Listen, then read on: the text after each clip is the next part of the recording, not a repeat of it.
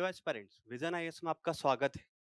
आज के सेशन में हम चर्चा करेंगे इस सप्ताह की जो हमारी महत्वपूर्ण खबरें रही है उनके बारे में। देखिए, न्यूज़ टुडे तो आपका डेली होता ही है, साथ-साथ में हम जो भी एक हफ्ता में जितनी भी महत्वपूर्ण न्यूज़ रही हैं, जो कि और ज़्यादा इम्पोर्टेंट है एग्ज़ाम के लिहाज से, उनको डिस्कस करते हैं। तो आज के में हमारा जो ये पूरा सप्ताह रहा है ये वाला, इसमें हम जितनी भी महत्वपूर्ण खबरें रही हैं, प्री के लिहाज से, मेंस के लिहाज से, वो डिस्कस करेंगे। तो चलिए शुरू करते हैं आज के सेशन को। आज कौन-कौन सी खबरें हम लोग डिस्कस करने वाले हैं? 6 हमारी महत्वपूर्ण न्यूज़ होंगी, मेन न्यूज़। उसमें से पहली है भारत, मध्य पूर्व, यूरोप आर्थिक गलियारा जो है, जो कि 2023 में जब G20 की बैठक हुई थी भारत में, इस पे साइन किया गया था। तो इसमें कुछ डेवलपमेंट हुआ तो इसके बारे में हम लोग बात करते हैं। और ये आईआर का जो टॉपिक है आपका पेपर 2 का, उसके लिहाज से महत्वपूर्ण होगा। अगला होगा भारत में मत्स्य उत्पादन के बारे में कुछ आंकड़े आए हैं। तो सरकार ने क्या-क्या योजनाएँ शुरू करी हुई है इसके बारे में, और ये जो इकोनॉमी का कृषि और संबंधित क्षेत्र रहते हैं, उससे संबंधित आपका ये टॉपिक होगा पेपर 3 के लिए इम्पोर्टेंट। आरटी अधिनियम को लेकर सुप्रीम कोर्ट की एक रूलिंग आई है, तो उसके बारे में बात करेंगे कि अधिनियम वास्तव में क्या है और क्या इसमें सुधार किया जा सकते हैं। और अगला है वनाग्नि, जो फॉरेस्ट फायर होती है, उसको लेकर आंकड़ा है कि वनाग्नि से काफ़ी ज़्यादा मात्रा में इकोनॉमिक नुकसान हो रहा है। तो कारण जानेंगे, साथ-साथ में जानेंगे कि भारत में लेके क्या-क्या इसमें कदम उठाए जा रहे हैं कि वनाग्नि ना हो। ये हमारे डिजास्टर मैनेजमेंट के लिहाज से इंपॉर्टेंट होगा। अगला होगा राष्ट्रीय उद्यमिता अभियान जो है वो सरकार ने शुरू किया है, तो जानेंगे इस अभियान के बारे में और जानेंगे कि कैसे ग्रामीण उद्यमिता जो है वो इम्पोर्टेंट है और क्या इसमें सुझाव दिए जा सकते हैं। अगला होगा स्टैंड अप इंडिया, जो पहल भारत सरकार के द्वारा 2016 में शुरू की गई थी, उसको 10 साल हो चुके हैं। तो आंकड़े जानेंगे कि 10 साल में क्या-क्या सफलताएँ रही और सरकार ने क्या-क्या इनिशिएटिव शुरू किए थे स्टार्टअप इंडिया पहल के तहत, ताकि भारत में एंटरप्रेन्योरशिप जो है उसको डेवलप किया जा सके। साथ-साथ में कुछ शॉर्ट न्यूज़ के बारे में बात करेंगे जो कि स्पेशली प्री के लिए ज़्यादा इंपॉर्टेंट होती है। पेट्रोलियम और प्राकृतिक गैस विनियामक बोर्ड क्या है, इसके बारे में बात करेंगे। पैक्स सिलिका एक पैक्ट है जो कि अमेरिका के नेतृत्व में हो रहा है। भारत को इसमें शामिल करने के लिए बात करी जा रही है, तो इसके बारे में जब बात करेंगे। अपस्फीति क्या होती है? हाल ही में कुछ आंकड़े आए कि भारत में अस्फीति देखी जा रही है, तो वो देखेंगे। फूलों की घाटी एक राष्ट्रीय उद्यान है, उसके बारे में बात करेंगे। निपा वायरस जिसके कुछ केसेस हाल ही में वेस्ट बंगाल में देखे गए, उसके बारे में बात करेंगे। इंडियन स्कीमर एक पक्षी होता है, तो उसके बारे में बात करेंगे। इसके संरक्षण को लेके योजना शुरू की गई है। को-लोकेशन और डार्क फाइबर को लेके सेबी का कुछ गाइडलाइन आया है, तो उसके बारे में बात करेंगे। मिशन मौसम जो कि आईएमडी इंडियन मेट्रोलॉजिकल डिपार्टमेंट है, उसके तहत शुरू किया गया था। उसमें कुछ डेवलपमेंट हुआ, उसके बारे में बात करेंगे। अगला है वुमनिया पहल। ये पहल क्या है, इसके बारे में बात करेंगे कि कैसे जेम पोर्टल के माध्यम से महिलाएं जो है उनकी भागीदारी बढ़ाई जा रही है। तो शुरू करते हैं आज के हमारे सेशन को। पहली खबर है हमारी भारत मध्य पूर्व यूरोप आर्थिक गलियारा। देखिए, इसके बारे में बेसिक जो बात है वो यही है कि एक बहुआयामी कनेक्टिविटी परियोजना है, जो कि 2023 में जब G20 का सम्मेलन भारत में हुआ था, तब इस पे एमओयू साइन किया गया था। अब इसमें कौन-कौन है? देखिए, भारत है, मध्य पूर्व के कुछ देश होंगे और यूरोप। तो इसमें था भारत, यूरोपीय संघ शामिल था, फ्रांस, जर्मनी, इटली, ये यूरोप के देश हो गए, सऊदी अरब था और यूएई था। साथ-साथ में अमेरिका जो था वो भी इसमें शामिल था। अब इसका उद्देश्य ये था कि भारत के जो कांडला पोर्ट और भारत के जो मुंबई पोर्ट है, उससे कनेक्टिविटी को बढ़ाते हुए अरब प्रायद्वीप, फिर अरब प्रायद्वीप से भूमध्य सागरीय क्षेत्र होते हुए यूरोप तक जाना है। ताकि क्या होगा, भारत की जो लॉजिस्टिक कॉस्ट होती है और जो समय होता है वो कम हो सके। तो इसमें पत्तन पोर्ट बनाई जाएँगे, रेलवे बनाई जाएँगी, सड़क बनाई जाएँगी, समुद्री लाइनें, पाइपलाइन इत्यादि की पूरी अवसंरचना बनाई जाएगी, ताकि एक अल्टरनेटिव रूट डेवलप हो सके, किसके लिए? व्यापार और वाणिज्य के लिए। अब इसका महत्व क्या है वास्तव में, देखते हैं। देखिए, व्यापार मार्ग का विविधीकरण। हम एक व्यापार मार्ग जो होता है उस पे डिपेंडेंट नहीं रह सकते। वर्तमान में भारत जो है अपने, अगर यूरोप के साथ व्यापार करना है, तो बहुत ज़्यादा निर्भर है स्वेज कैनाल के माध्यम से। तो भारत अगर इस परियोजना को डेवलप करता है और आगे बढ़ता है, तो स्वेज कैनाल जो है, एक छोटा-सा गलियारा है 160-70 किलोमीटर का, उस पर निर्भरता कम होगी और भारत जो एक यूरोप जो एक बड़ा मार्केट है, वस्तुओं और सेवाओं के मामले में, वहाँ तक भारत की कनेक्टिविटी में विविधता आएगी। जैसे कि 2023-24 में लाल सागर में, अब देखिए वो जो जगह होती है पूरी वाली, अगर आप एक ही व्यापार मार्ग पे डिपेंडेंट है, तो होता क्या है कि भविष्य में अगर उसमें कुछ डिसरप्शन आया, तो आपका व्यापार और वाणिज्य रुक सकता है। तो यही बात है कि एक एग्जांपल यहाँ पे दिया हुआ है कि सन 2023-24 में लाल सागर संकट के दौरान वाणिज्यिक जहाज, वहां पे देखिए समुद्री डकैती काफी ज्यादा होती है, तो हूती विद्रोहियों के हमलों के वैकल्पिक मार्गों की आवश्यकता को रेखांकित किया। समुद्री डकैती होती है, साथ साथ में वो जो क्षेत्र रहता है पूरा का पूरा, वो अशांत रहता है। तो इसकी वजह से ये कि भारत को कहीं ना कहीं एक वैकल्पिक मार्ग डेवलप करना पड़ेगा, ताकि बाकी क्षेत्रों के साथ कनेक्टिविटी बढ़ सके और हमारा व्यापार वाणिज्य बढ़ सके। तो व्यापार मार्ग का विविधीकरण के लिए हमारे लिए जरूरी है कि हम भारत इस गलियारे को डेवलप करें। अगला है कम लॉजिस्टिक लागत और समय। अगर ये परियोजना डेवलप होती है तो भारत का जो ट्रांजिशन समय है, पारगमन समय, वो लगभग 40% तक, और लॉजिस्टिक लागत जो है वो लगभग 30% तक कमी आ सकती है। तो देखिए लॉजिस्टिक लागत अगर कम होगी और समय भी कम होगा, तो कहीं ना कहीं इससे हमारा व्यापार वाणिज्य और ज्यादा बढ़ेगा। अगला क्या है, पतन अनुकूलन। ये कैसे? मतलब एक तरह से ये है कि भारत के जो पश्चिमी तट पर जो पतन है, जैसे कि मुंबई और गुजरात का मुद्रा पोर्ट हो गया, को भूमध्य सागर के माध्यम से खाड़ी लॉजिस्टिक तंत्र के साथ गहराई से जोड़कर कार्यक्षमता। मतलब ये है कि अगर आप देखिए, अगर लॉजिस्टिक कॉस्ट कम हो रही है, समय कम हो रहा है, तो कहीं ना कहीं आपका जो पूरा चैनल है, सप्लाई चेन है जो भारत की यूरोप तक पहुंचने के लिए, उसमें ये होगा कि कहीं ना कहीं उसकी एफिशिएंसी जो है वो बढ़ेगी। अगला क्या है, वैश्विक मूल्य श्रृंखला के साथ में सुधार होगा और साथ साथ में भारत उस मूल्य श्रृंखला से जुड़ेगा कि यूरोप के साथ बेहतर संपर्क। अभी जैसे हम लोग बात कर रहे हैं कि भारत और यूरोप के बीच में, यूरोपियन यूनियन जो है उसके बीच में एक फ्री ट्रेड एग्रीमेंट हो जाए, तो अगर हमारा फ्री ट्रेड एग्रीमेंट होता है, तो उसकी पूरी क्षमता का लाभ हम जब उठा पाएंगे, जब हम एक अल्टरनेटिव रूट के माध्यम से जल्दी और कम समय में और कम लागत में यूरोप तक पहुंच पाए। तो इससे कहीं ना कहीं भारत का जो संपर्क है वो कम मूल्य वाली असेंबली से उच्च मूल्य वाले विनिर्माण और सेवाओं की ओर बढ़ेगा। मतलब भारत अगर यूरोप के साथ कनेक्टिविटी बेहतर होगी, तो यूरोप का जो बाजार है वो देखिए उच्च मूल्य की वस्तुओं के लिए और सेवाओं के लिए है। तो भारत का कहीं ना कहीं ऐसी व्यापार श्रृंखला के साथ एक कनेक्टिविटी भारत की ज्यादा बढ़ेगी, जो कि उच्च मूल्य वाली है, और साथ साथ में सेवाओं का निर्यात भारत बेहतर तरीके से कर पाएगा, अगर ये गलियारा परियोजना भारत की सफल होती है या फिर इसका महत्व है ज्यादा। अब चुनौतियां क्या है इसमें? ऐसा तो नहीं कि डेवलप हो गया, चुनौतियां भी कुछ है। देखिए भू राजनीतिक तनाव बहुत ज्यादा चल रहे हैं, इस पूरा जो एरिया है उसमें भू राजनीतिक तनाव बहुत ज्यादा होते हैं। आपने कुछ टाइम पे देखा होगा, पिछले 1 डेढ़ साल से हमास और इसराइल के बीच में युद्ध चल रहा था, और अभी ईरान में कुछ ना कुछ डिस्ट्रप्शन चल रहे हैं। वो जो पूरा एरिया अरब प्रायद्वीप वाला, वहां पे कुछ ना कुछ चलता रहता है। तो इसकी वजह से जो इस परियोजना की जो प्रगति है उसमें बाधा आ सकती है, और बाधा हो भी रही है कहीं ना, है ना? पतन क्षमता में विषमता, ये कैसे? मतलब इसमें ये है कि कुछ पोर्ट से उनकी लॉजिस्टिक जो जितना होता है उसको संभालने की क्षमता ज्यादा है, कुछ की कम है। जैसे कि यहाँ पे एग्जांपल दिया हुआ है कि संयुक्त अरब अमीरात यानी कि यूएई जो है, उसका जेबल अली जो एक पोर्ट है, उसकी वार्षिक 90 मिलियन टन कार्गो को संभाल सकता है। अगला है इसराइल का हाइफा जो है, वो लगभग 30 मिलियन टन तक ही सीमित है। मतलब इसमें यह है कि मान लीजिए आपने 90 मिलियन, जैसे मैं आपको एक एग्जाम्पल बताऊं कि आपने यहाँ से कुछ 100 टन वस्तुएं भेजी, तो यूएई तक तो आप ठीक है पहुंचा दोगे, फिर इसमें एक रास्ते में पड़ेगा आपका इजराइल वाला। तो अब इजराइल में अगर उसकी क्षमता कम है, तो फिर यहाँ से उसको टुकड़ों में ले जाना पड़ेगा। तो विभिन्न देशों की पतन की जो क्षमता है वो विषम है, इसकी वजह से भी इसमें थोड़ी थोड़ी बाधा आ रही है कि भाई अब एक सामान एक साथ कैसे भेजा जाए वहां, है ना? अगला है वित्त पोषण मंत्रालय। अब जो कई देशों में फैला हुआ होगा, कनेक्टिविटी परियोजना है, एक देश में तो सीमित नहीं रहेगी, अलग अलग देशों में रहेगी। तो इसमें यह है कि अब हर देश की राजकोषीय क्षमता जो वो सीमित है, क्रेडिट प्रोफाइल जो है, ऋण चुकाने की क्षमता अलग अलग होती है। तो इससे ये है कि कौन देश कितना इन्वेस्टमेंट कर रहा है, इसके ऊपर भी ये चीज डिपेंड करने वाली। तो क्या क्या हो गया, एक तो भू राजनीतिक तनाव हो गया, साथ साथ में पत्तन की जो क्षमता है वो अलग अलग है, और वित्त पोषण में जो अंतराल है परियोजना के, वो क्योंकि फाइनेंस अपने आप में किसी परियोजना के लिए बड़ी चीज होती है। तो इन 3 कारणों से इस परियोजना में चुनौती बनी हुई है। ठीक है, बाकी इसमें कुछ खास नहीं है। अब देखिए अभी तो इसमें न्यूज काफी कम है ये वाली, परंतु अगर ऐसा कोई डिटेल में आए, फिर से आएगी ये न्यूज, बार बार आता रहता है, महीने 2 महीने में एक बार तो आ ही जाएगा, तो इसको और डिस्कस करेंगे, क्योंकि ये इंपॉर्टेंट है। जब 2023 में इसके ऊपर पैक्ट हुआ था, तब भी बातें चल रही थी कि ये काफी इंपॉर्टेंट है भारत के लिए, अल्टरनेटिव रूट बनाने के लिए, यूरोप तक कनेक्टिविटी के लिए। तो फिर से अगर इसमें कोई न्यूज आती है, तो आप भी नजर बना के रखिएगा, ये पॉइंट्स ऐड करिए, और पॉइंट्स अगर आते हैं तो उसको भविष्य में ऐड करिएगा।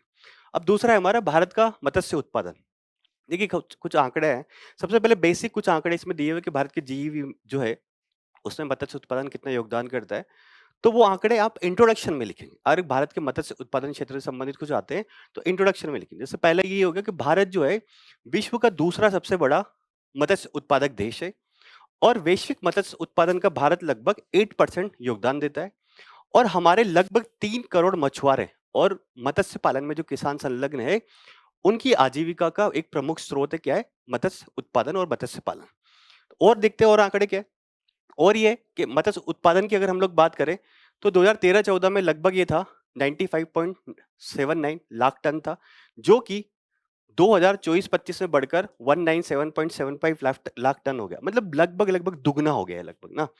इससे कृषि और जो पूरा जैसे कि कृषि का मूल्यवर्धन जो होता है, कृषि का जो जीएवी है, उसमें इसका योगदान लगभग 7.43% है, जो कि पूरे अगर कृषि क्षेत्र को माने तो कृषि और संबंधित क्षेत्रों में सबसे ज्यादा किसका है? आपका मत्स्य का। मतलब कृषि की जीडीपी हो गई, कृषि का जीएवी हो गया, उसमें सबसे ज्यादा योगदान किसका? मत्स्य क्षेत्र का। औसत जलीय कृषि यानी कि एक्वाकल्चर जो होता है, उसकी उत्पादकता भी बढ़ी है। लगभग बात करी जाए तो 4.77 टन प्रति हेक्टेयर हो गया, तो ये भी बढ़ रहा है। मतलब कहीं ना कहीं ये जितने भी आंकड़े ये दिखा रहे हैं कि भारत का जो मत्स्य क्षेत्र है वो आगे बढ़ रहा है, और ये हमारे जो 3 करोड़ किसान है जिनकी आजीविका इसके ऊपर निर्भर है, तो उसके लिए अच्छी बात है ना। 2023-24 की अगर बात करें तो भारत ने लगभग 17 लाख टन, इसको बोल सकते हैं 17 लाख टन सी फूड का निर्यात किया है। तो हमारे देश का जो निर्यात है, कृषि संबंधित निर्यात, उसमें एक बड़ी भूमिका ये निभाता है। तो ये आंकड़े हमने देखे कि कितने किसान संलग्न है, कितना उत्पादन हो रहा है। तो ये सारे के सारे आंकड़े प्री में जनरली नहीं आते। प्री में आपको एक फैक्ट याद रखने का, वो क्या है कि भारत सेकंड है मत्स्य उत्पादन में। परंतु आप इंट्रोडक्शन लिख रहे हैं, अगर मत्स्य क्षेत्र से संबंधित कोई क्वेश्चन आता है तो इंट्रोडक्शन में ये आंकड़े अगर आप लिखेंगे तो आपका जो आंसर है वो सब्सटेंशिएट होगा अच्छी तरह से। अब भारत सरकार ने कौन कौन सी पहले शुरू करी हुई है मत्स्य के लिए? तो देखिए, एक अम्ब्रेला योजना इसको मैं कह सकता हूँ, प्रधानमंत्री मत्स्य संपदा योजना। नीली क्रांति मतलब समुद्र संबंधित जो उत्पाद है उनके बारे में बात करिए। तो ये जो पूरी योजना हमने शुरू की थी, इसका ये था कि नीली क्रांति जो है हमारे देश में, उसको बढ़ावा देना है, और इसके लिए जो भी इंफ्रास्ट्रक्चर की कमी है उनको दूर करना है। इसके साथ ही केजेस केजेस में मछली पाली जाती है जनरली, बायोफ्लाक इकाइयां, रीसर्कुलेटरी एक्वाकल्चर सिस्टम और ब्रूड बैंकों को मंजूरी दी।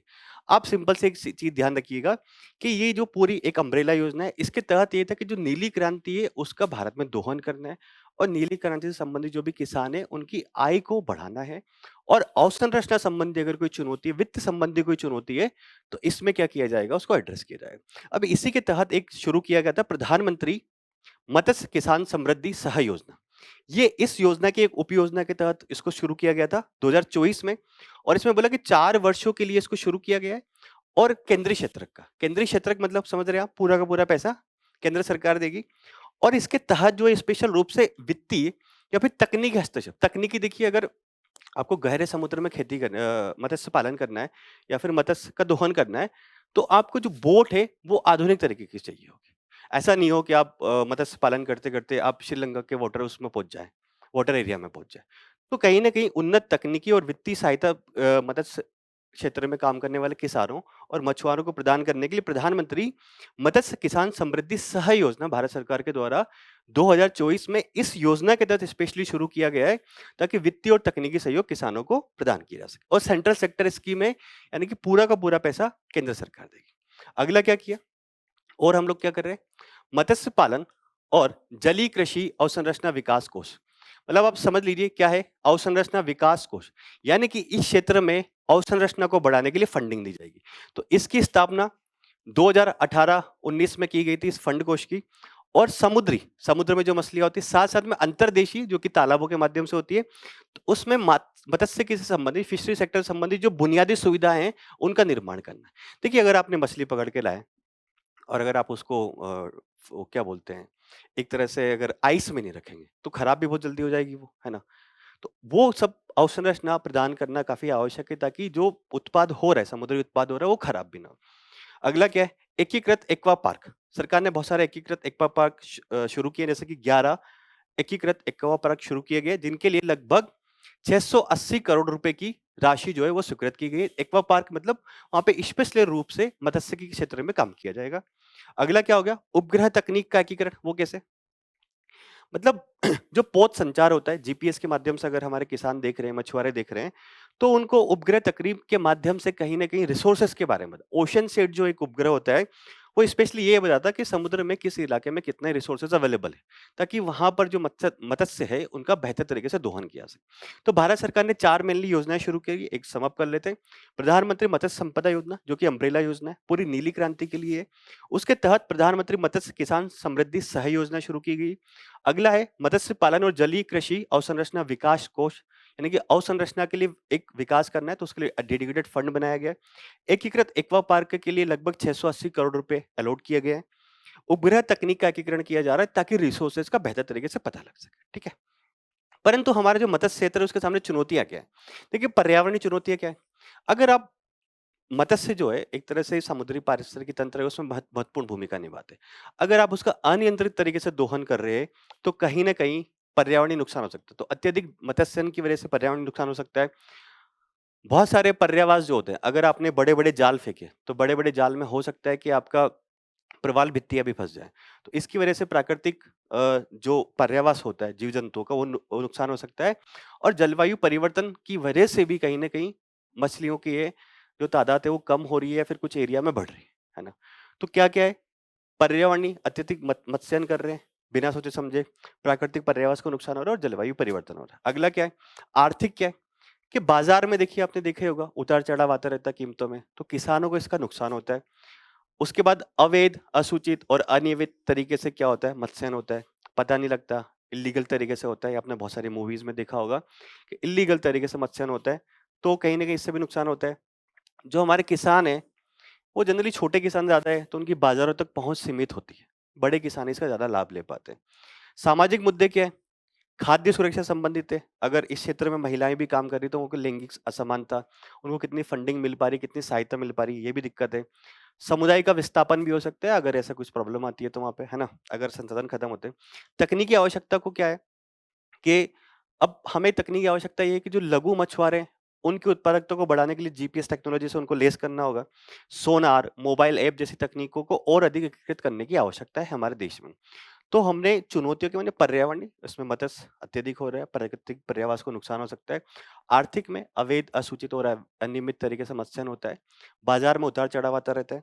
सामाजिक मुद्दे लैंगिक असमानता का है, खाद्य सुरक्षा से संबंधित है और सामुदायिक विस्थापन से संबंधित है। अगला है तकनीकी आवश्यकता, यानी कि तकनीक से और लेस करना होगा मछुआरा। ठीक है, तो ये चुनौतियां हैं इसकी।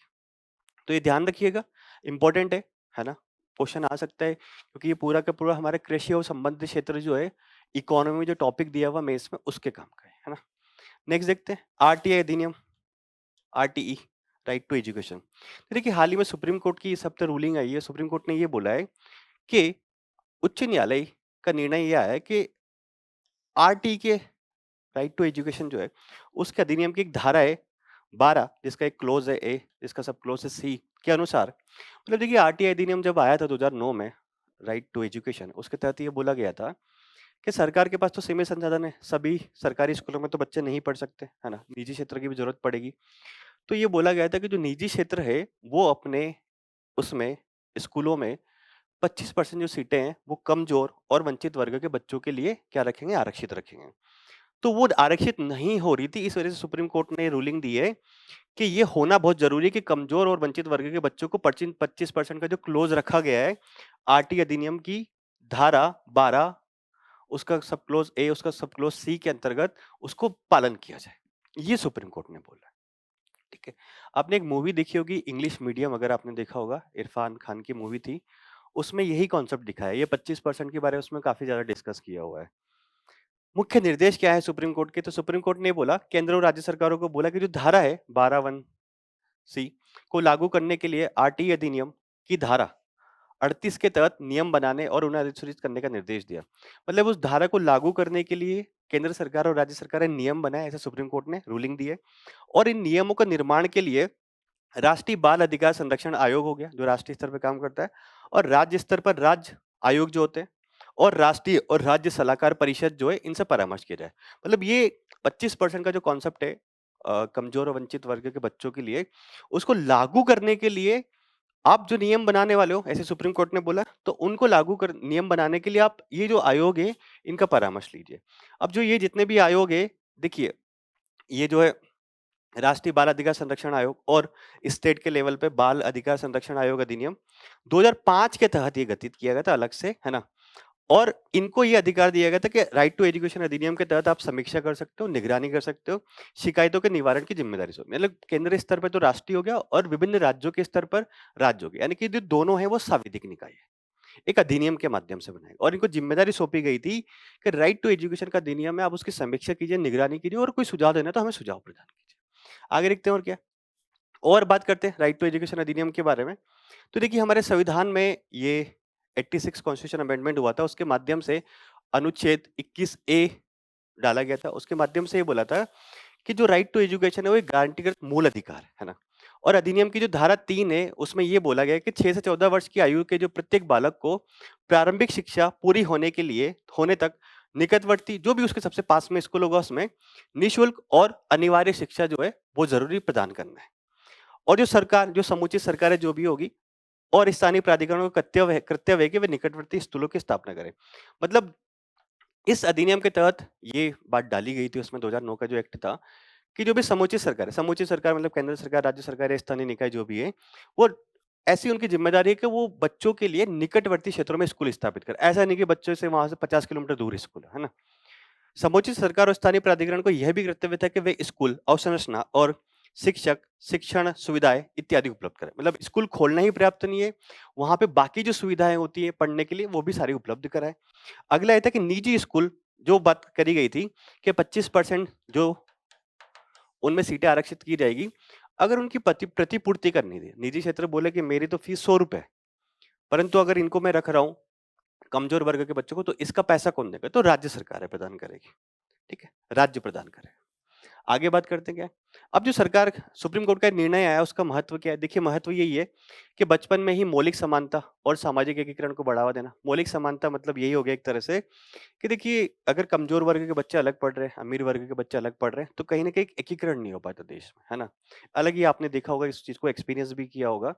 एक कॉन्वेंट से पढ़ने वाले बच्चे अलग होते हैं, सरकारी स्कूल वाले बच्चे अलग होते हैं, तो कहीं ना कहीं एक एकीकरण हो, सामाजिक एकीकरण लोगों के बीच में ना। बंधुत्व की जो भावना होती है, जो हमारे संविधान में सिद्धांत के रूप में भी लिखा हुआ है, तो बंधुत्व की भावना को बढ़ावा मिले देश में। अगला क्या है?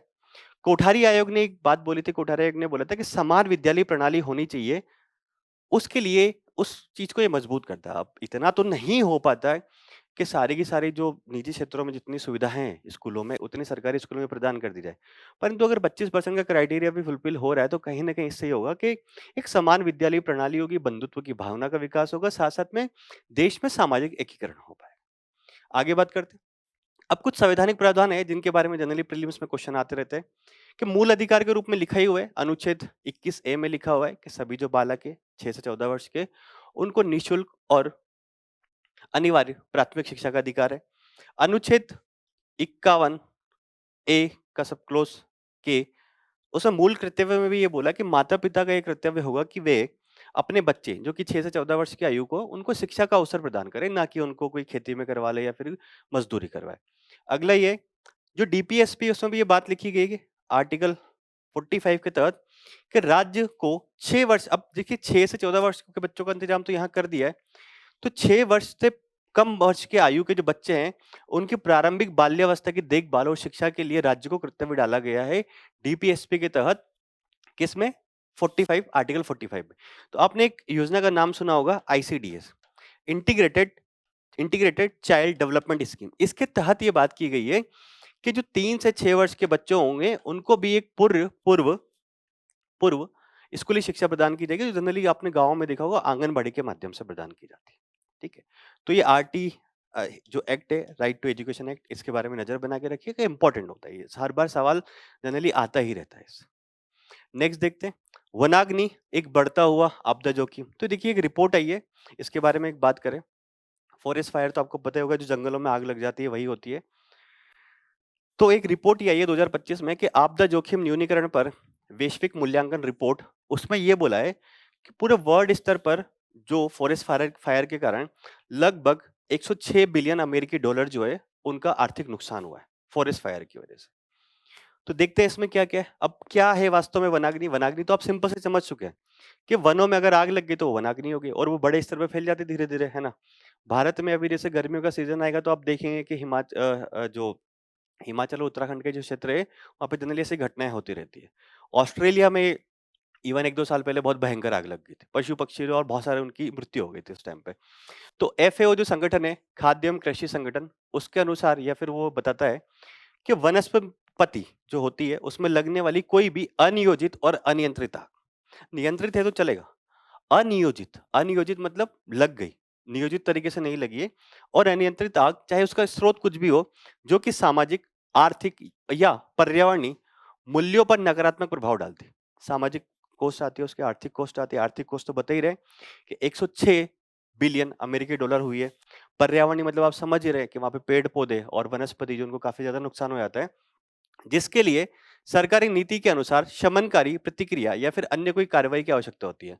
मतलब ऐसी आग जो जंगलों में लग चुकी है, जिसके सामाजिक, आर्थिक और पर्यावरणीय नुकसान है और सरकारी नीतियों के अनुसार उसके कई शमनकारी या फिर कार्रवाई, सरकार को भी कार्रवाई करनी पड़ रही है उसके लिए, तो उसे वाइल्ड फायर या फिर वनाग्नि बोला जाता है। तो ये डेफिनेशन आप एग्जैक्टली ध्यान रख सकते हैं अगर ऐसा कोई क्वेश्चन आता है तो, है ना। हालांकि वनाग्नि भूमि पारिस्थितिकी तंत्र को वायुमंडल से जोड़कर तथा पोषक तत्वों के पुनर्चक्रण, मतलब इसमें ये बोला है कि देखिए अगर सीमित मात्रा में वनाग्नि लगती है तो उसके कुछ लाभ भी होते हैं। वो कैसे होते हैं कि पोषक तत्वों का पुनर्चक्रण होता है। बहुत सी बार ऐसा होता है कि पेड़ जो है वो काफी ऐसे सूख जाते हैं, तो अगर वो जल जाए तो फिर वहां पे नई वनस्पति के विकास का मौका मिलता है उसको, ना। मृदा के स्वास्थ्य, मृदा में अगर जनरली वो गिरती है राख, है ना, तो वो लाभदायक होती है थोड़ी। पादप के प्रजनन में भी सहायक होती है, तो एक प्राकृतिक पारिस्थितिकी की भूमिका भी निभाती है। परंतु अगर बड़े स्तर पर वनाग्नि फैल रही है तो ये काफी नुकसानदायक होती है। इसके सामाजिक, पर्यावरणीय और आर्थिक नुकसान होते हैं। तो वनाग्नि के प्रतिकूल प्रभाव क्या है? देखिए पर्यावरणीय रूप से अगर हम लोग बात करें तो विशेष रूप से पीठभूमि जो होती है और वर्षा वनों में भारी मात्रा में CO2 का उत्सर्जन बहुत ज्यादा होता है। अगर पेड़ जलेंगे तो वो जो कार्बन डाइऑक्साइड और कार्बन मोनोऑक्साइड निकलती है, CO2 का उत्सर्जन बहुत ज्यादा होता है। जलवायु फीडबैक लूप यानी कि होता क्या है, अगर आग लगी तो उससे तापन बढ़ेगा तो और आग लगेगी, तो एक चक्र तरह से शुरू हो जाता है। अगर मान लीजिए जैसे जंगल में क्या होता है, जंगल में जनरली यही बोला जाता है कि आपको पर्यावरणीय रूप से एक संवेदनशील व्यवहार करना चाहिए। मान लीजिए आप जंगल में गए, आपने माचिस की तीली डाल दी, तो वहाँ पे सूखे पत्ते रहते हैं, वो जल गए। अब वो सूखे पत्ते जो पेड़ पौधों को और जलाएंगे और उसकी वजह से और वो फैलती जाएगी और वनाग्नि बहुत बहुत जल्दी से फैलती है और बहुत बड़े लेवल पे फैलती है, तो उसको कंट्रोल करना भी बड़ा मुश्किल हो जाता है ना। जैव विविधता क्या नहीं होती, मानवीय और सामाजिक। अब देखिए अगर ये सब CO2 का उत्सर्जन हो रहा है और फ्लाई ऐश जो होती है, अगर वो निकल रही है तो उससे कहीं ना कहीं श्वसन और हृदय संबंधी विकार होते हैं, PM वाले जो कण होते हैं, पर्टिकुलर मैटर। और समुदायों का विस्थापन भी होता है। जो वहाँ वन क्षेत्रों में जो लोग रह रहे हैं, अगर वहां पे वनाग्नि लगती है तो वो एक सामूहिक रूप से विस्थापन भी होता है लोगों का, है ना। अब क्यों वनाग्नि की घटनाएं बढ़ रही है? तो देखिए जलवायु परिवर्तन एक हो रहा है, तापमान बढ़ रहा है, इसकी वजह से ऑब्वियसली लग रही है ना। सूखा जो है वो जब अदग अगर सूखे की दीर्घावधि है, बहुत लंबे समय तक सूखा है, तो इसकी वजह से भी होती है। बिना वर्षा के वज्रपात यानी कि ड्राई लाइटिंग हो गया। ड्राई लाइटिंग जैसे आपने देखा होगा, बिजली चमकने इसको बोलते हैं। तो एक तो तापमान बढ़ रहा है, सूखा ज़्यादा लंबे समय तक है, तो उसकी वजह से भी लग रही है, क्योंकि अगर पूरी ज़मीन सूख जाएगी वहाँ पे, तो आग लगेगी तो बहुत लंबे समय तक वो फैल जाएगी, बहुत दूर तक फैलेगी। से मौसम लंबा और अधिक तीव्र हो गया है, तो मतलब यही है कि एक एक जलवायु परिवर्तन की वजह से फॉरेस्ट फायर की घटनाएँ हो रही है। भूमि उपयोग जो है, वो वन क्षेत्रों में परिवर्तन हो रहा है। वनों की कटाई इंसान कर ही रहे हैं। मोनोकल्चर यानी कि अगर एक ही फसल आप उगा रहे हो, तो इसकी वजह से भी वहाँ पे नुकसान होता है उस चीज़ का, है ना?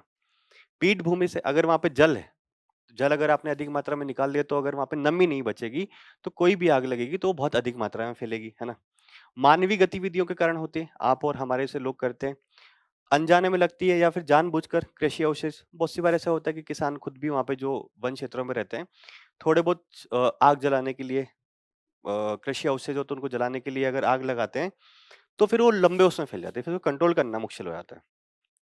चरम मौसम में तेजी से अनियंत्रित हो जाती है तथा वनाग्नि में परिवर्तन हो जाता है। मतलब वही है कि अगर अगर आपकी जैसे अगर आपने पहाड़ में कभी देखा होगा, तो जो किसान होते हैं, मान लीजिए उसने अपनी जमीन को साफ करने के लिए आग लगा दी, है ना।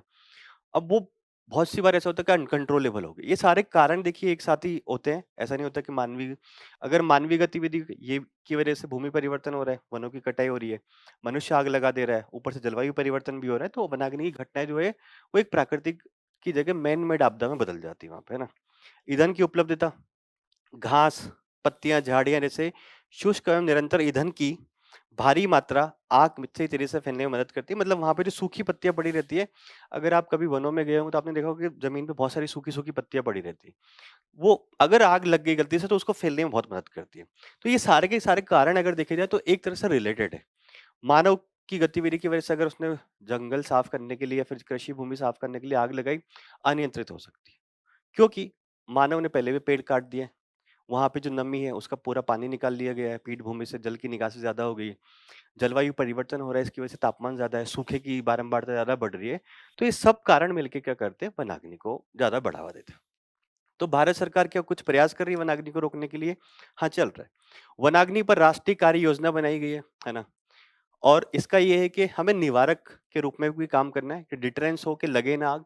समुदाय जो है आधारित, वहाँ पे जो लोकल समुदाय है, उनको बिना लिए इसमें काम नहीं हो सकता। कोई भी आपदा जो है, उसमें लोकल समुदाय या स्थानीय समुदाय होता है, उनको शामिल करना बहुत आवश्यक है। तो समुदाय आधारित और प्रौद्योगिकी समर्पित और संस्थागत रूप से संबंधित है। मतलब इसमें सारी चीज़ें शामिल की गई है कि एक तो आग लगे ही ना, है ना? दूसरा है कि समुदाय को शामिल किया जाए अगर लग जाती है। प्रौद्योगिकी हो वहाँ पे कि ड्रोन के माध्यम से या फिर सैटेलाइट के माध्यम से निगरानी की जाए और संस्थागत रूप से वहाँ पर लोकल गवर्नेंस या जो भी हो, उनको एक ढाँचा खड़ा किया जाए ताकि ऐसी आपदा की स्थिति में क्या किया जाए, वो सारा का सारा राष्ट्रीय कार्य योजना में शामिल किया गया है। वनाग्नि चेतावनी प्रणाली बनाई गई है। इससे भारतीय वन्य क्षेत्र जो है, सर्वेक्षण जो है द्वारा नियर रियल टाइम मतलब लगभग-लगभग नियर टाइम में अगर कोई हॉट स्पॉट है, फायर हॉट स्पॉट है जहाँ पे आग लग सकती है।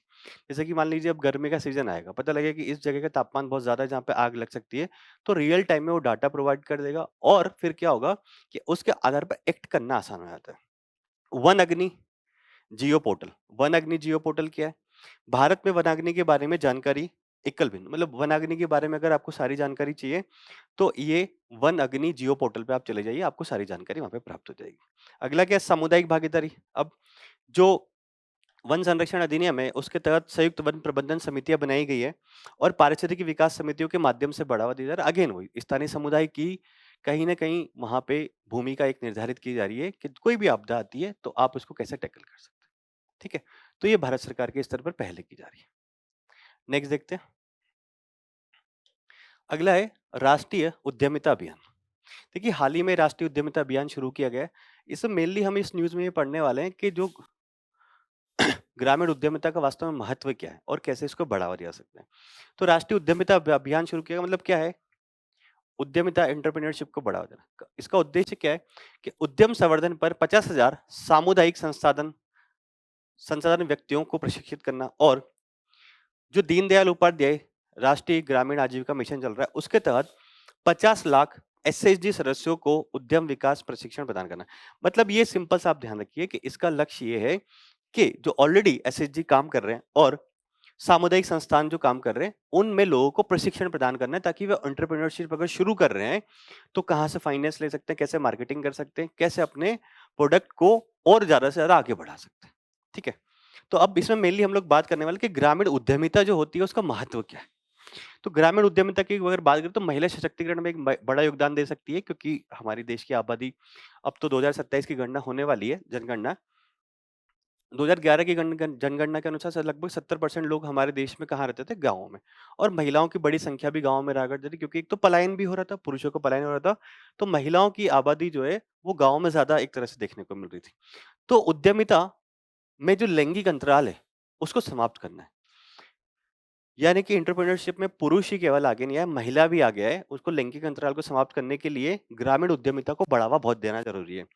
इसमें एक आंकड़ा ये है कि अगर वैश्विक सकल घरेलू उत्पाद में 1.5 ट्रिलियन अमेरिकी डॉलर की वृद्धि हो सकती है, अगर लैंगिक अंतराल है उसको समाप्त कर दिया जाए उद्यमिता में। यानी कि महिलाएं भी एंटरप्रेन्योर आगे बढ़े। आय का विविधीकरण करना मतलब महिलाएं जो है अब पारंपरिक जनरली महिला अगर आपने गांव में देखी होगी तो कृषि क्षेत्र में संलग्न है। तो महिला पारंपरिक कृषि श्रम से निकल के गैर कृषि गतिविधियों की ओर धीरे धीरे बढ़ रही है। तो अब हमें भी अगर गैर कृषि गतिविधियों की ओर बढ़ रही है तो भारत सरकार के स्तर पर प्रयास किए जाने की आवश्यकता है। तो ये अब ग्रामीण आय का 2/3 हिस्सा उत्पन्न करती है। तो गैर कृषि गतिविधियों में जा रही है तो हमें एंटरप्रेन्योरशिप के लिए उनको क्या है एक तरह से प्रशिक्षण देना पड़ेगा। ये नहीं बोल रहा हूँ कि मैं सीधा टाटा बिरला अंबानी बनाना है, परंतु अगर कोई कुटीर उद्योग है तो उनको बढ़ावा देना, एसएचजी के माध्यम से बढ़ावा देना, इत्यादि चीजें करना है ना। गरीबी उन्मूलन के लिए जरूरी है ग्रामीण उद्यमिता और सामाजिक गतिशीलता के लिए। जैसे कि एसबीआई की एक रिपोर्ट के अनुसार वित्त वर्ष 2019 से व 2024 के बीच में 65% ग्रामीण एसएचजी सदस्यों की सापेक्ष आय में वृद्धि हुई। तो अगर एसएचजी को हमने पहले ही बनाया था, एसएचजी देखिए एक सिंपल से वर्ड में ये बात करते हैं कि 10-20 लोगों का ऐसा एक समूह होता है जो कि समान सामाजिक और आर्थिक पृष्ठभूमि के होते हैं। ये लोग मिलकर सामुदायिक बचत का काम करते हैं और एक दूसरे को हेल्प करते हैं। तो अगर इन सदस्यों को मान लीजिए आपने प्रशिक्षण प्रदान कर दिया और इन्होंने कोई छोटी मोटी पापड़ की फैक्ट्री खोल ली, तो इनको फिर क्या है लाभ होगा उसका। तो यही बता रहा कि अगर हम एसएचजी सदस्यों को एंटरप्रेन्योर बनाएंगे, उनको प्रशिक्षण प्रदान करेंगे, तो गरीबी उन्मूलन हो सकता है ना? और सामाजिक गतिशीलता बढ़ेगी। तो एसबीआई की रिपोर्ट यही कहती है कि 65% ग्रामीण एसएचजी सदस्यों की जो आय है सापेक्षिक रूप से वो बढ़ी है 2019 और 24 के बीच में। सामुदायिक समुत्थानशीलता यानी कि रेजिलियंस, महिला नेतृत्व वाले अगर उद्योगों को बढ़ावा मिलेगा तो स्थानीय रोजगार को बढ़ावा देकर ग्रामीण शहरी पलायन, मतलब हर चीज कैसे कंट्रोल की जा सकती है। अगर ग्रामीण क्षेत्रों में महिला नेतृत्व वाले उद्यम बढ़ेंगे तो इससे क्या होगा कि ग्रामीण क्षेत्रों से जो पलायन होता है वो कम होगा। और ग्रामीण क्षेत्रों से पलायन होके जो आपने देखा होगा शहरों में अनियोजित शहरीकरण होता है, लोग यहाँ पे झुग्गी बस्तियों में रहने के लिए मजबूर हो जाते हैं, तो वो अनियोजित शहरीकरण जो है वो भारत में नहीं होगा, मतलब कम हो सकती है उसकी मदद। तो ये महत्व है ग्रामीण उद्यमिता। अब हम लोग देखते हैं कि सरकार क्या कुछ बढ़ावा देने के लिए प्रयास कर रही है क्या?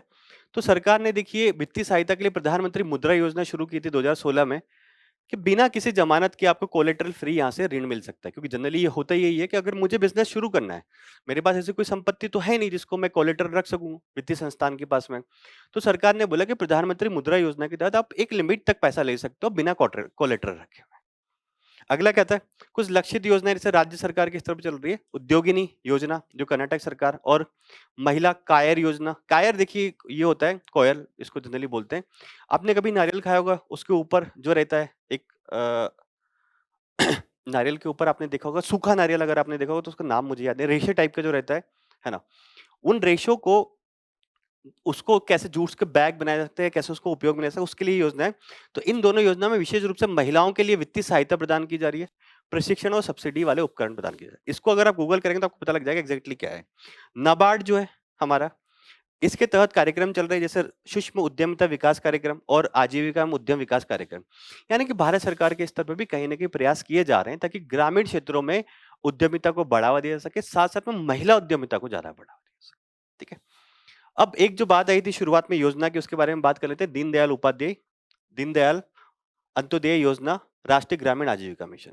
तो देखिए ग्रामीण विकास मंत्रालय जो भारत सरकार के उसके द्वारा शुरू की गई थी। शुरू में इसका नाम था नेशनल रूरल लाइवलीहुड मिशन। फिर स्वर्ण जयंती रोजगार स्वराज योजना को पुनर्गठित, मतलब इन दोनों को मिक्स करके 2016 में नेशनल रूरल, हाँ, देखिए ये जो योजना थी इसका पुनर्गठन के लिए पहले किया नेशनल रूरल लाइवलीहुड मिशन में। फिर 2016 में नेशनल रूरल लाइवलीहुड मिशन का नाम बदलकर दीनदयाल अंत्योदय योजना नेशनल रूरल लाइवलीहुड मिशन कर दिया गया था। तो मेन आप ये ध्यान रखिएगा प्री के लिहाज से, और इसका उद्देश्य था कि गरीबी उन्मूलन और ग्रामीण आजीविका का विकास करना। कवरेज क्या था, लगभग 7 करोड़ ग्रामीण गरीब गरीब परिवार जो है उनको सहायता प्रदान करना। महिला केंद्रित जो एसएचजी समूह है, एसएचजी जनरली ऐसा ही नहीं होता कि महिलाओं के लिए होते हैं, पुरुषों के भी होते हैं। तो महिला केंद्रित जो एसएचजी समूह है और उनकी संघीय संस्थाएं हैं, वो इसकी लाभार्थी है। मतलब कहीं ना कहीं ग्रामीण क्षेत्रों में आजीविका सृजन किस प्रकार से किया जाए उसके लिए मेनली ये मिशन था। और इसके लक्षित कौन थे, जो ग्रामीण क्षेत्रों में परिवार, और कैसे बेहतर तरीके से उन परिवारों को ग्रामीण क्षेत्रों से गरीबी से निकाला जा सकता है कि आप जो एसएचजी है उसके माध्यम से सहायता प्रदान कीजिए, एक ग्रुप के माध्यम से प्रदान कीजिए, एक एक इंडिविजुअल को आप नहीं कर पाएंगे उतना ना। मुख्य उद्देश्य क्या था कि वो लोग अपने अधिकारों को जाने, पात्रता क्या है, लोक सेवाओं को प्रदान करना, वित्त कौशल विकास, मतलब ग्रामीण उद्यमिता को बढ़ावा देने के लिए, साथ साथ में गरीबी कम करने के लिए जो जो भी चीजें हो सकती है वो सारी की सारी एक ये अम्ब्रेला योजना है, दीनदयाल अंत्योदय योजना, राष्ट्रीय ग्रामीण आजीविका मिशन। ठीक है। तो इसके बारे में ध्यान रखिएगा प्री के लिए, एक मंत्रालय और कौन इसके लक्षित समूह। ओके। अब अगली पहल की बात करते हैं, स्टार्टअप इंडिया पहल। देखिए अब शुरुआत जैसे मैंने बताया था कि 2016 में ये शुरू किया गया था भारत में स्टार्टअप और एंटरप्रेन्योर्स संस्कृति को बढ़ावा देने के लिए। सन 2000 में जो वाणिज्य मंत्रालय था उसके द्वारा ये योजना शुरू की गई थी, और इस योजना को अब 16 तारीख होती है 16 जनवरी को हो चुके हैं 10 साल और 16 जनवरी को ही स्टार्टअप इंडिया दिवस भी भारत में मनाया जाता है। तो देखते हैं इसमें क्या है। स्टार्टअप इंडिया पहल के बारे में बात करें तो क्या है? एक फ्लैगशिप पहल है भारत सरकार की जिसका उद्देश्य है कि उद्यमियों को सहायता प्रदान करना, एक मजबूत स्टार्टअप तंत्र निर्मित करना भारत में, है ना? और ऐसी संस्कृति डेवलप करना कि नौकरी खोजने वालों की जगह नौकरी प्रदान करने वाले आप लोग। अभी आपने देखा होगा भारत में बहुत सारे स्टार्टअप आ गए। आंकड़ा तो मैं आपको दिखाऊँगा कैसे। इसकी शुरुआत 16 जनवरी 2016 को की गई थी और इसे राष्ट्रीय स्टार्टअप दिवस के रूप में मनाया जाता है, ठीक है। नोडल एजेंसी वाणिज्य और उद्योग मंत्रालय के तहत उद्योग संवर्धन और आंतरिक व्यापार विभाग जो है, वो इसकी नोडल एजेंसी है। तो अब इस योजना के तहत मुख्य 3 स्तंभ क्या थे? सबसे पहले अगर आप स्टार्टअप शुरू करने जा रहे हो तो आपको क्या-क्या चाहिए? आप सोच लीजिए सारी सहायता। आप शुरू से लेके एंड तक आपको क्या-क्या सहायता चाहिए वो सब इस योजना में प्रदान की जाती है। जैसे कि सरलीकरण और आंतरिक समर्थन वो कैसे? कि आप पहले तो लोग डरते थे कि यार कुछ शुरू करने जा रहा हूँ, इतने नियम कानून है, तो उसका अनुपालन सुगम किया जा सके। रेगुलेटरी फ्रेमवर्क जो भी है, उसको सरल बनाया जा सके। पेटेंट संबंधी सहायता वो सरकार आपको प्रदान कर सके और आपकी बाजार तक पहुंच हो चुके इसके लिए सरकार आपको हर एंगल पे सहायता प्रदान करेगी। अब आपको पैसा चाहिए स्टार्टअप शुरू करने के लिए, तो सरकार ने शुरुआती स्तर पे बोला कि हम आपको टैक्स बेनिफिट दे देंगे, कर छूट दे देंगे, एक सीड फंड बना देंगे ताकि आपको इनिशियल लेवल पे अगर कुछ पैसा चाहिए तो उसके माध्यम से हम लोग प्रोवाइड कर देंगे। फंड्स ऑफ फंड्स के माध्यम से भी यही बोला गया कि आपको पैसा चाहिए होगा प्रोसेसिंग स्तर पर तो हम आपको कर देंगे। क्रेडिट गारंटी योजना मतलब बिना कोलेटर पैसा रखे भी आप पैसा ले सकते हैं। मतलब फंडिंग जैसे आपको जो जरूरत पड़ सकती है वो भारत सरकार या फिर राज्य सरकारों के स्तर पर शुरू की गई कि आपको फंडिंग के लिए भी दिक्कत नहीं है। पहले तो कर अनुपालन आसान किया और विभिन्न प्रकार के रेगुलेटरी फ्रेमवर्क थे उनको आसान किया ताकि भारत में पहले यही बात की जाती है कि एंटरप्रेन्योर इस तरह से नहीं आ पाते क्योंकि इस तरह से इतने ज्यादा नियम कानून है ना कि पूछिए मत। तो वो किया और फंड के लिए किया। अब उसको साथ साथ में ये कि अगर आपको कुछ ट्रेनिंग चाहिए, है ना? या फिर आपको कुछ ऐसा डेवलपमेंट कर रहे हो जहाँ पे आपको सारी सुविधाएँ चाहिए। तो इंक्यूबेशन सेंटर बनाए गए और उद्योग शिक्षा जगह साझेदारी। यानी कि कहीं न कहीं एक एकेडेमिया और इंडस्ट्री की साझेदारी होना बहुत ज़रूरी है क्योंकि जैसे कि कोई एनआईटी है, आईआईटी है, कोई बड़ा कॉलेज है, उसने इंडस्ट्री के साथ कोलैबोरेशन कर लिया कि आप कुछ तकनीक है, हम इस पर रिसर्च कर रहे हैं, आप हमें फंडिंग प्रदान कीजिए। अगर हम इसको डेवलप कर पाएँ तो आपकी इंडस्ट्री इसको यूज़ कर लेगी। तो वो संपर्क बढ़ाएँगे जैसे उदाहरण के लिए एक मार्ग करके शुरू किया गया है।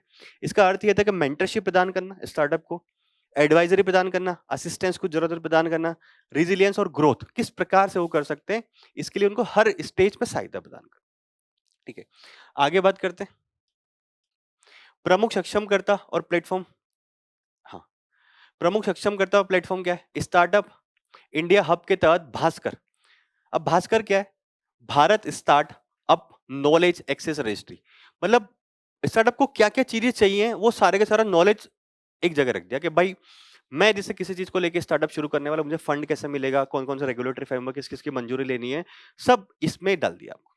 प्लेटफॉर्म खोज और नेटवर्क में मदद करने के लिए, आपकी मदद करने SIPP स्टार्टअप बौद्धिक संपदा संरक्षण योजना।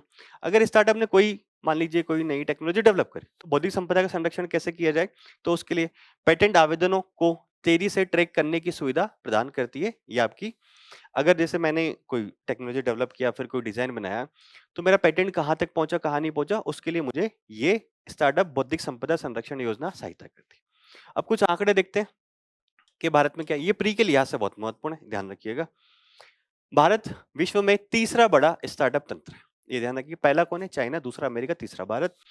वर्तमान में 2016 से 25 में लगभग भारत में 2,09,000 डी मतलब जो डिपार्टमेंट था जिसके जो नोडल एजेंसी थी मान्यता प्राप्त स्टार्टअप है। मतलब इतने स्टार्टअप भारत में रजिस्टर्ड है, अभी मान्यता प्राप्त है ना।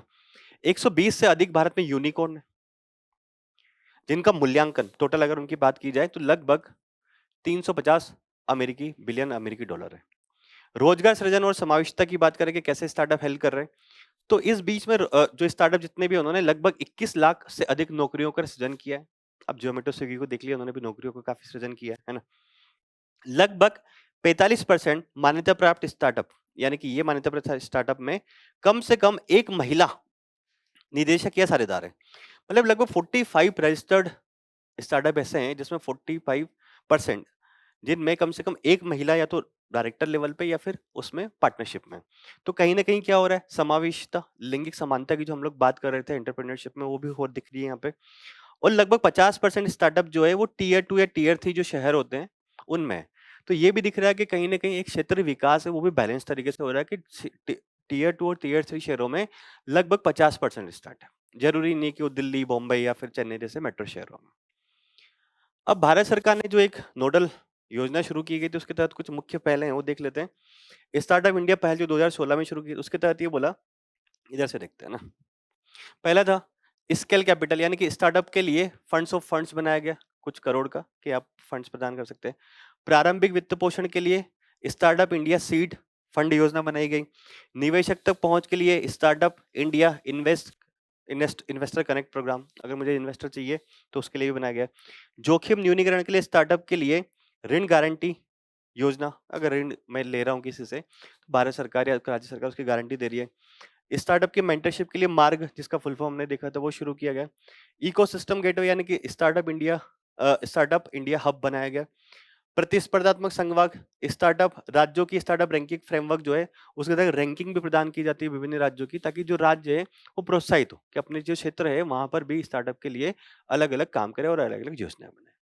तो इंपॉर्टेंट है, 10 साल हो चुके हैं तो सवाल आने की संभावना रहती है ना। तो थोड़ा सा और डिटेल में अगर किसी और न्यूज में आता है तो हम लोग इसको कभी डिस्कस करेंगे। और क्या है? और कुछ योजनाएं, अटल इनोवेशन मिशन जिसके बारे में यूपीएससी ने प्रीलिम्स में एक बार सवाल भी शुरू किया था। नीति आयोग ने इसको शुरू किया है ताकि भारत में एक इनोवेशन की संस्कृति उसको बढ़ावा मिले। जेनेसिस करके एक प्रोग्राम चल रहा है कि अगली पीढ़ी के नवाचारी स्टार्टअप जो कि और हाई डीप टेक टेक्नोलॉजी से संबंधित उनके लिए सहायता प्रदान करने के लिए निधि करके एक चल रहा है। नवाचारों के विकास और दोहन के लिए राष्ट्रीय पहल है ये। एस्पायर करके एक योजना चल रही है नवाचार, ग्रामीण उद्योग और उद्यमिता को बढ़ावा देने के लिए। ये शॉर्ट में यहाँ दिया हुआ है। अगर इन योजनाओं की बात करें तो कहीं ना कहीं हमने प्रीवियस जितने भी न्यूज टुडे के सेशन हुए कहीं ना कहीं डिस्कस किया हुआ। ठीक है, ओके। तो हमारी मेन न्यूज जितने भी थी 6 वो हमने डिटेल से डिस्कस करी। अब हम लोग बात करते हैं शॉर्ट न्यूज की, जो कि प्रीलिम्स के लिहाज से ज्यादा महत्वपूर्ण होती है ना। तो पहला है पेट्रोलियम और प्राकृतिक गैस विनियामक बोर्ड। तो हाल ही में क्या हुआ कि पेट्रोलियम और प्राकृतिक गैस विनियामक बोर्ड और जर्मनी का एक था डीडब्ल्यू डीवीडब्ल्यू डीवीजीडब्ल्यू संस्था ने एक समझौता ज्ञापन पर हस्ताक्षर किए। हाल ही में आपने देखा होगा जर्मन चांसलर जो है वो भारत आए हुए थे। इसके तहत भारत में हाइड्रोजन से जुड़े विनियमों और मानकों को सहयोग एक फ्रेमवर्क स्थापित किया जाएगा। मतलब हाइड्रोजन ऊर्जा की जो बात की जा रही है उसमें सहयोग करेंगे जर्मनी और भारत, दोनों ऐसे दोनों संस्थानों के बीच में एक एग्रीमेंट हुआ। तो मेन तो हम लोग इस बॉडी के बारे में जानते हैं कि ये बॉडी क्या है। तो देखिए एक सांविधिक संस्था है, स्टेचुरी बॉडी, जिसकी स्थापना जो है वो 2006 में एक एक्ट आया था उसके माध्यम से की गई थी। मंत्रालय कौन होगा? वही केंद्रीय पेट्रोलियम और प्राकृतिक गैस मंत्रालय उसके तहत काम करेगी। नाम से ही लग रहा है तो अलग से याद नहीं करना।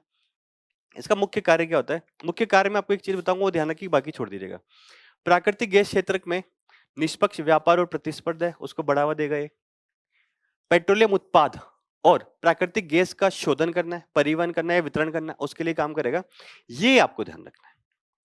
कार्य क्षेत्र में कच्चे तेल और प्राकृतिक गैस के उत्पादन का विनियम, मतलब अगर प्रोड्यूस हो रहा है भारत में तो ये नहीं देखेगा, ये शोधन देखेगा, परिवहन देखेगा, वितरण देखेगा और व्यापार में देखेगा उत्पादों के। कच्चे तेल और प्राकृतिक गैस का अगर रो तरीके से उत्पादन हो रहा है तो ये नहीं देखता, उसका विनियम है। ठीक है। पेट्रोलियम उत्पादों और प्राकृतिक गैस से संबंधित मुद्दों पर विभिन्न संस्थाओं के बीच में उत्पन्न अगर कोई विवाद हो रहा है तो उसको समाधान करता है ये। इसके निर्णय, अगर ये इसने कोई निर्णय दिया तो इसके निर्णयों के विरुद्ध एक अपीलेट बॉडी है जिसमें हम लोग चुनो वो दे सकते हैं अपील कर सकते हैं। उसका नाम है विद्युत अपीलीय न्यायाधिकरण, अपीलेट ट्रिब्यूनल फॉर इलेक्ट्रिसिटी। ठीक है। और ये जो ट्रिब्यूनल है ये विद्युत अधिनियम 2003 का है, उसके तहत स्थापित किया गया। तो ये भी थोड़ा सा ध्यान रखने का है क्योंकि अपील जो की जा रही है वो उसके मिलता जुलता नहीं है संगठन। ठीक है, तो ये ध्यान रखिएगा। 2 पॉइंट ध्यान रखें हमको, एक तो ये और एक ये। बाकी मंत्रालय तो आप सिंपल से याद कर लेंगे, आपको मंत्रालय तो सेम ही है ना। नेक्स्ट बात करते क्या है, PACS silica. PACS silica America के नेतृत्व में एक पैक्ट है।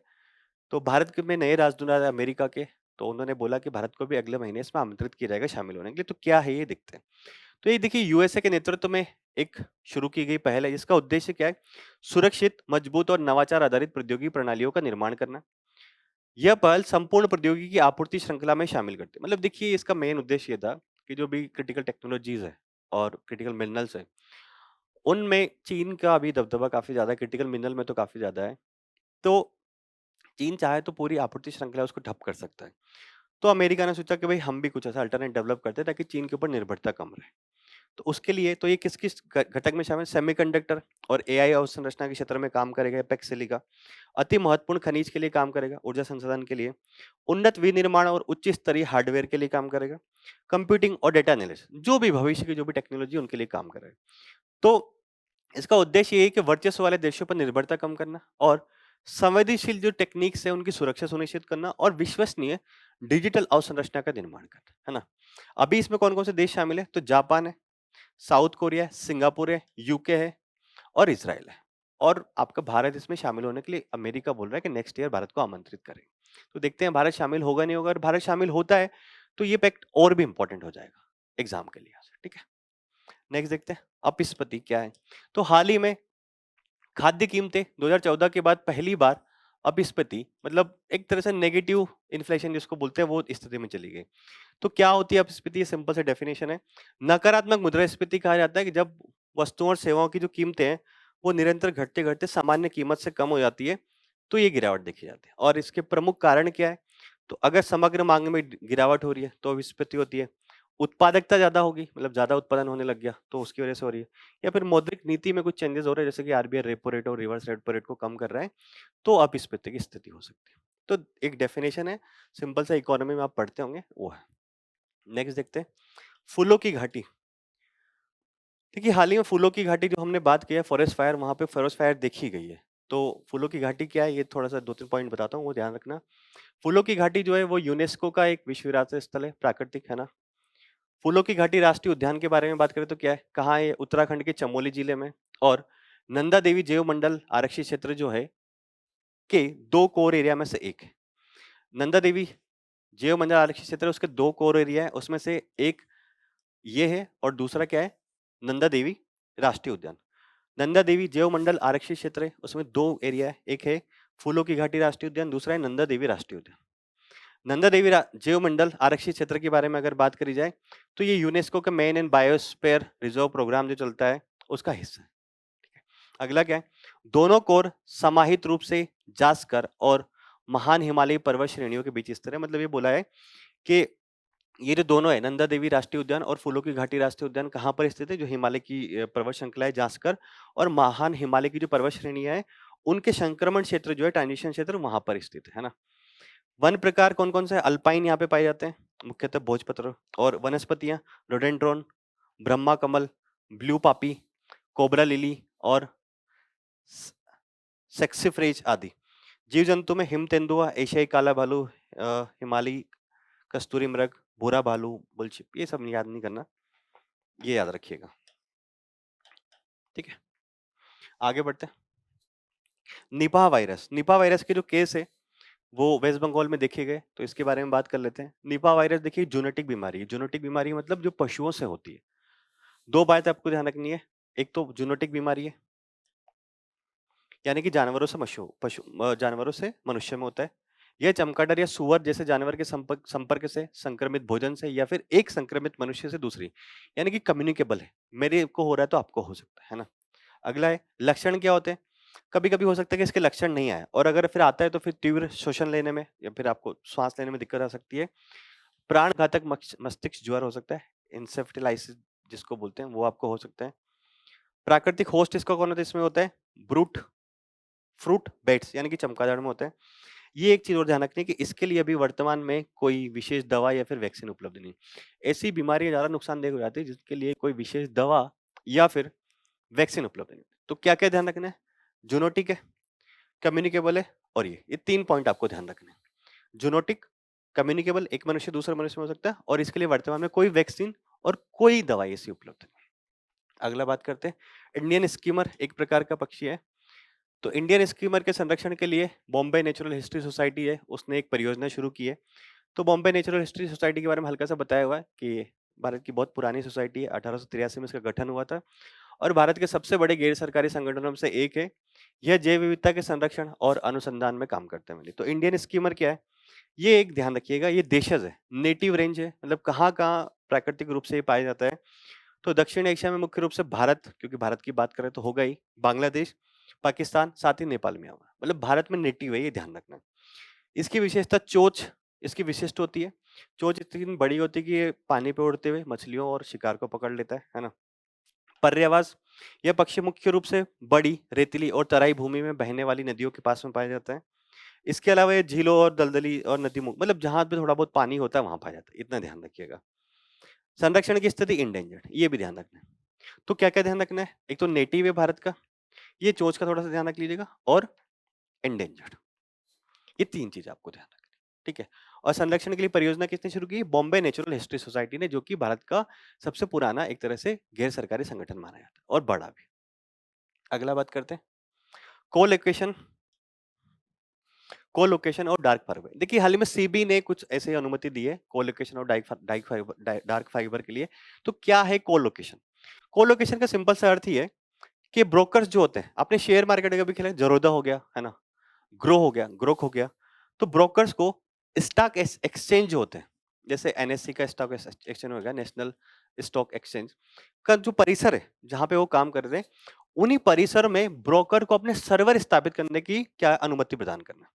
जैसे कि ये एनएसए की बिल्डिंग है, एनएससी, यहीं पे कोई ब्रोकर है, उसको जगह प्रदान कर दी कि अपने सर्वर यहाँ पे स्थापित कर। तो इसका फायदा क्या होता है? हाँ, इससे पैसे भी लिए जाएंगे, ये थोड़ा सा ध्यान रखिएगा कि इससे पैसे लिए जाएंगे। इसका फायदा ये होता है कि अगर आप एनएससी के सर्वर के पास में एकदम से हो, तो कोई भी अगर आप ट्रेड कर रहे हो शेयर मार्केट में, देखिए सेकंड सेकंड का मतलब होता है, जो बड़े बड़े ट्रेड करते हैं उनके लिए अगर 2-5 पैसे भी ऊपर नीचे होता है तो भी लाखों करोड़ों ऊपर नीचे हो जाते हैं। तो अगर ब्रोकर एक्सचेंज सर्वर के सर्वर और ब्रोकर के सर्वर बहुत नजदीक है, तो तेजी से स्टॉक प्राइस का पता लगता है और शीघ्र ट्रेड संपन्न हो जाता है। इससे ब्रोकर और जो क्लाइंट होता है दोनों को फायदा होता है, तो फायदेमंद चीज है ना?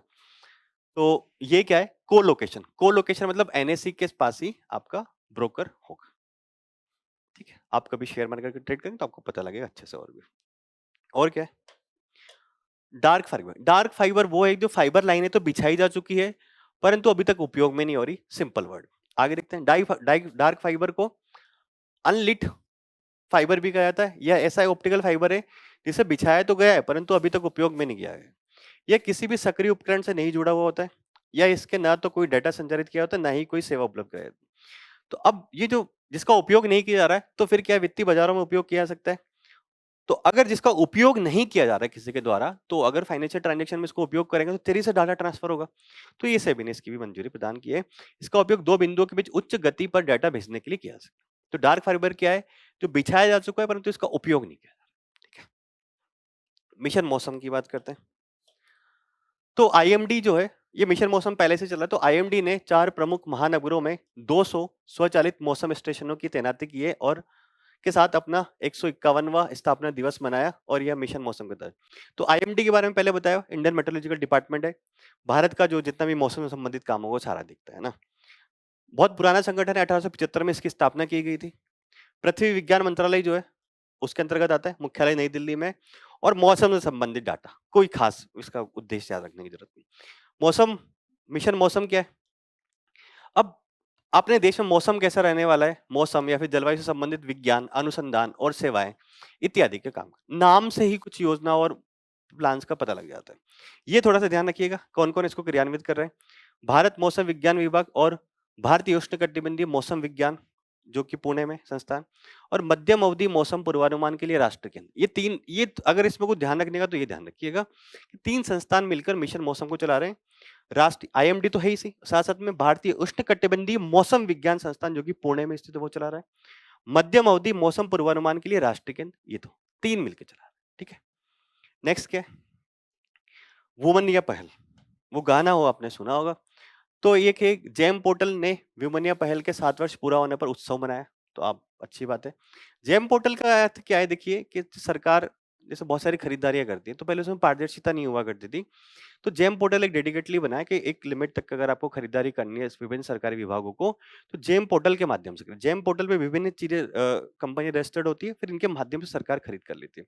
तो जेम पोर्टल वालों ने ही वुमन या पहल शुरू की। तो किसके लिए होगी? महिलाओं के लिए। तो सिंपल सी बात है कि वो जो, जैसे ये जेम पोर्टल है, यहाँ पे बहुत सारी चीजें रजिस्टर्ड है, अब सरकार इससे खरीद रही है। तो यहाँ पर रजिस्ट्रेशन या फिर जो यहाँ पे कंपनियां हैं, उद्यमियां हैं, उनमें महिलाओं की भागीदारी बढ़ाने के लिए वुमन पहल शुरू की थी। सरकारी खरीद में महिला उद्यमियों और स्वयं सहायता समूहों की भागीदारी बढ़ाने के लिए जेम का एक प्रमुख कार्यक्रम क्या था? वुमन पहल।